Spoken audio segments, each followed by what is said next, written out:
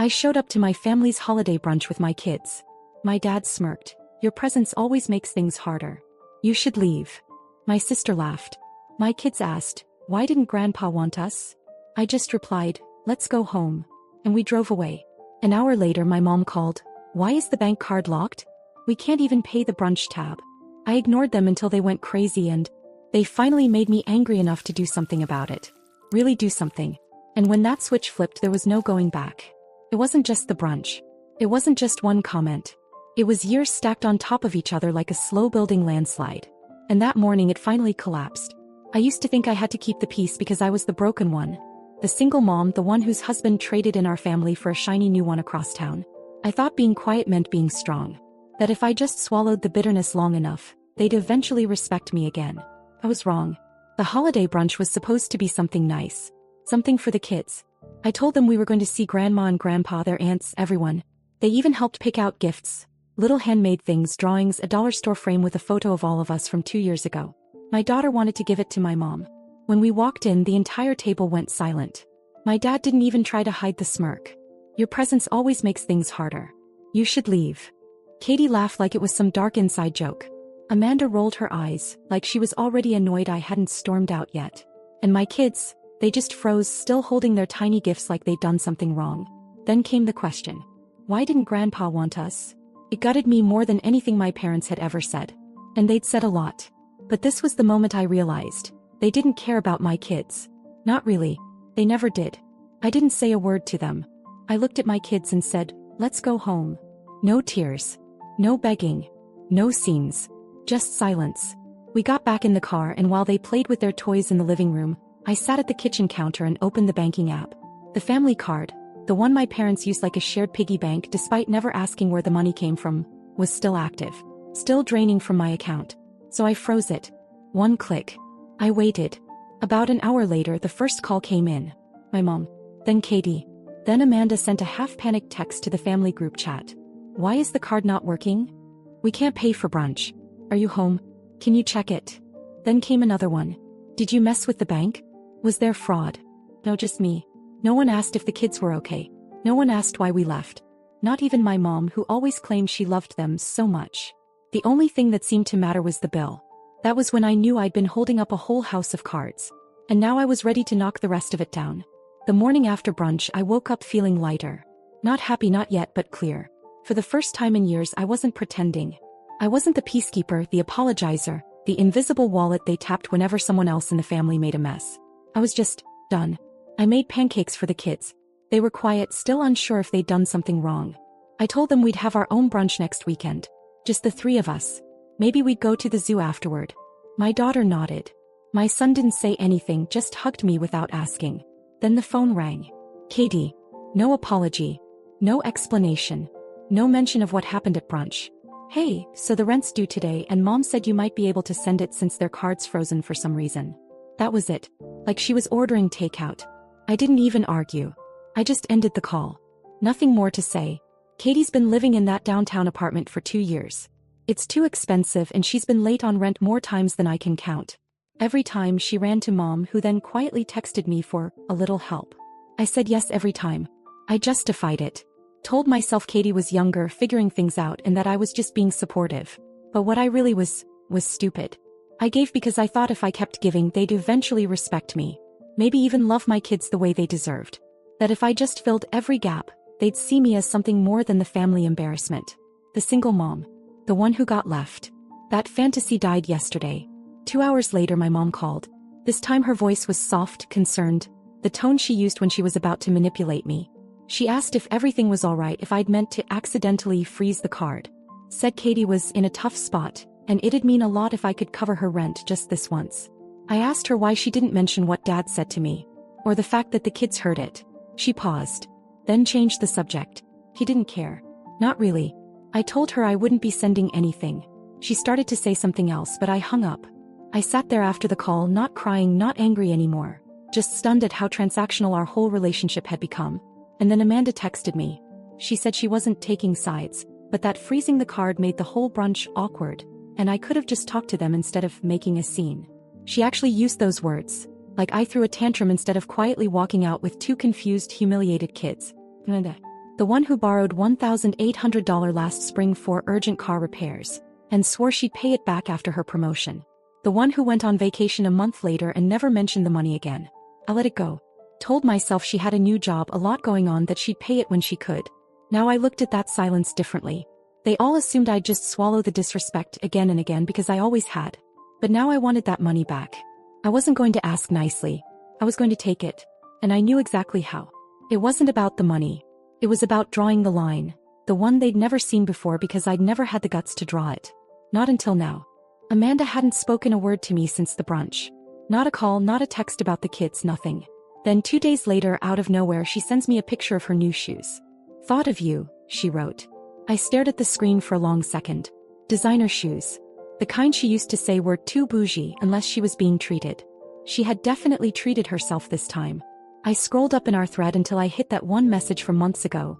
The one where she promised she'd return the $1-800 she borrowed. She had called crying that day, said her car wouldn't start and the mechanic said the whole electrical system needed replacing. She didn't want to tell mom or dad because they were already stressed about Katie's money problems. She promised she'd pay me back after her promotion. He even sent me a heart emoji. That was in April. I let it go. For months. Never brought it up. Because we were family and I didn't want to be that person. But I was already done with being that person. So I opened my bank app and sent a formal request for $1-800. No message, no explanation. Just the number and the due date. Today. 5 minutes later she messaged me. "Are you kidding right now?" Not, "Sorry I forgot." Not, "Can we talk?" Just outrage that I'd finally drawn a line. I didn't answer. I didn't have to. I had already made other plans.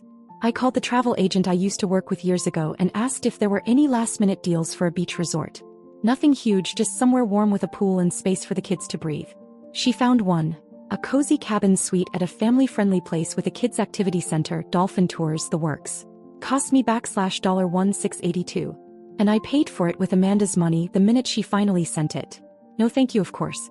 No apology. Just a cold transfer like she was settling a business debt. Maybe she was. Because I was done pretending we were anything more than that. That night, while packing my kids' bags, I realized something. I hadn't felt this excited in years. It was our first real vacation. No guilt, no awkward family texts, no tense silences. Just me and the two people who never made me feel like I wasn't enough. I didn't post anything on social media. Didn't tell anyone. I wanted them to find out the same way I had to find out they never really saw me as one of them.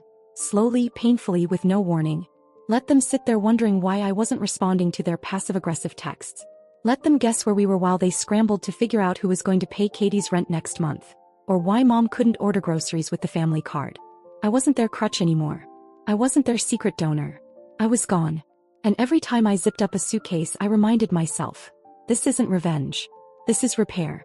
Here's part 4 of Megan's story with a new layer of tension and an unexpected twist. Part 4.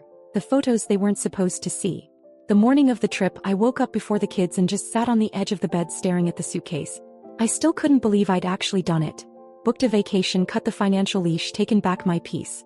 It felt surreal, like I was borrowing someone else's life for a few days. I left my phone on silent, stuffed in my bag. Whatever drama they were cooking up back home could wait. We landed just after noon. Warm air, palm trees, the sound of waves instead of tension. The kids ran straight to the beach like they'd been waiting their whole lives. I took a picture of them standing in the surf and smiled, really smiled for the first time in what felt like forever. Later that night, after the kids were asleep, I gave in and checked my phone. A dozen missed calls, mostly from mom and Amanda. One voicemail from Katie, crying about an eviction notice. I didn't listen to it. I opened Instagram instead. I had posted one photo. Just one. A sunset, no faces, no tags. Just a quiet flex that I was somewhere better. But that was enough.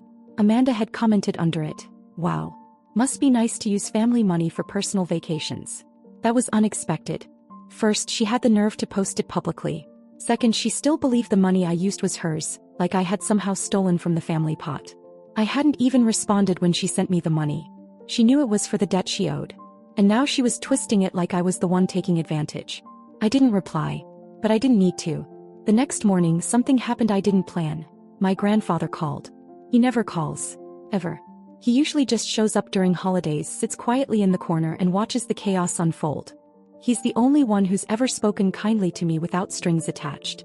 When I answered, he just said, "I saw the photo." I'm glad you finally left. I didn't know what to say. He told me he was coming into town next week and wanted to take the kids out. No big family dinner, just him, me, and them. Said he had something he wanted to discuss in person. Then he added, your mother isn't going to like it, but that's never stopped me before. That was it. He hung up. I sat there staring at the phone trying to figure out what that meant. My grandfather didn't do drama. He didn't do sides. But something had shifted. And if he was taking a stand, it meant more was coming. I looked out at the beach and thought maybe this trip was more than just a break. Maybe it was the beginning of the real fallout. And for once I wasn't scared of it. We came home from the trip late Sunday night, sunburned, sandy and glowing. The kids passed out in the back seat before we even made it onto our street. I didn't wake them. Just carried each of them inside, tucked them in, then stood for a moment in the hallway, listening to their quiet breathing. It was the first time I didn't come home dreading what was waiting for me.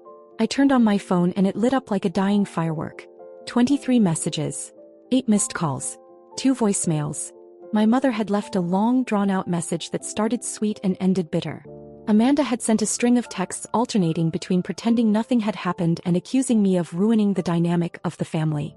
Katie had gone from please call me to I don't need your help anyway in under an hour. Not one of them asked how the kids were. Not one of them asked if we had a good time. All they cared about was the shift, the sudden quiet vacuum where my support used to be. I ignored every message. I didn't even open the voicemails. The next morning the doorbell rang. I checked the camera and blinked. It was my grandfather. He hadn't called. He never did. He just showed up the way he always had when he knew something was wrong but didn't want to make a scene about it. He came in, nodded once and sat down at the table without saying much. I made us coffee. The kids were still sleeping and for once the house felt like a place he could breathe to. I heard about the brunch, he said. That was all he said about it. No lecture, no advice. Just acknowledgement. Then he handed me a thick manila folder. I made some changes. Don't tell them. The lawyer will. Inside were pages I couldn't even process at first. A trust, one that used to be divided evenly between my mom, Amanda, and Katie, was now in my name alone. $300,000. He said he'd watched for years. The way they talked to me. The way they treated my kids. The way they always expected me to pick up the slack but never once said thank you. I used to think they'd grow out of it, he said. But now I know they won't. He stood to leave and just before he opened the door he turned to me. You're not the weak one. You're just the only one they couldn't control. 3 days later they found out. Amanda was the first to try a soft approach. She sent a message asking if I wanted to grab lunch. Just the two of us, no drama. I didn't reply. Katie left a voice memo, sniffling, talking about how stressed she'd been lately and how she missed having her big sister to talk to. I blocked her. My mom sent a picture of my kids when they were toddlers. Then wrote, let's put the past behind us. I'd love to take them out for ice cream. I didn't respond. Because it wasn't about reconciliation. It wasn't about love. It was about proximity to the money. They didn't feel sorry for what they'd done. They were sorry for what they might lose. And by the time they realized the door was closed, they were already on the outside. This wasn't revenge. I didn't gloat. I didn't announce anything. I just kept living. And that was the part they never expected. Because when someone stops trying to be accepted, there's nothing left for you to take from them. Next, an add little intrigue. ChatGPT. Here's part 6, the final part of Megan's story with a layer of intrigue to close the arc. Part 6, they thought they'd wait me out. By the following week, the silence from me must have started to feel threatening to them. That's when the rumors started. Amanda told someone, maybe her boyfriend's sister, maybe someone at her job, that I had manipulated our grandfather. That I must have talked him into changing everything while he was in a fragile state. She even hinted that I might have forged something. I found out from a friend of a friend. They didn't know Amanda was talking about me until they connected a few dots. When they told me, I just laughed. Amanda had always been a bad liar, and worse at hiding her fear when she felt power slipping away. Katie followed up a day later with a long message about family being forever, and how holding grudges doesn't heal wounds. She said she was willing to talk if I was ready to come back to the table. Back to the table. Like I'd somehow gotten up and stormed away for no reason. Like I was the one who broke something. Then came the letter. A real letter. From my mother. Folded neatly, mailed to my house, written in careful script like she was applying for forgiveness on paper. She wrote that she was disappointed in how things had turned out, that she hoped I knew none of it was personal, and that she'd like to have a private meeting with me to discuss the future of the family. I didn't respond. Not because I was angry, but because there was nothing to discuss. That week I met with the lawyer my grandfather had recommended. We finalized the trust paperwork, adjusted some things, and he told me quietly that my grandfather had also named me the sole medical proxy for any future care decisions. Felt heavy. Not like a victory. More like someone finally handing me the keys to a house no one else knew how to care for. Before I left, the lawyer asked if I wanted to leave a statement for the family for when the rest of the estate was read someday. I thought about it, and I wrote something simple. I didn't leave the family. I just stopped standing where I wasn't welcome. A week later, my grandfather invited me and the kids to dinner. No one else was there. Just us. After dessert, he handed each of them a small box. Inside were gold coins he had collected over the years. Real ones. He said they were his way of saying, "Start your own stories." That's the moment I realized. This wasn't the end of the story. It was the beginning of one I finally got to write on my own terms.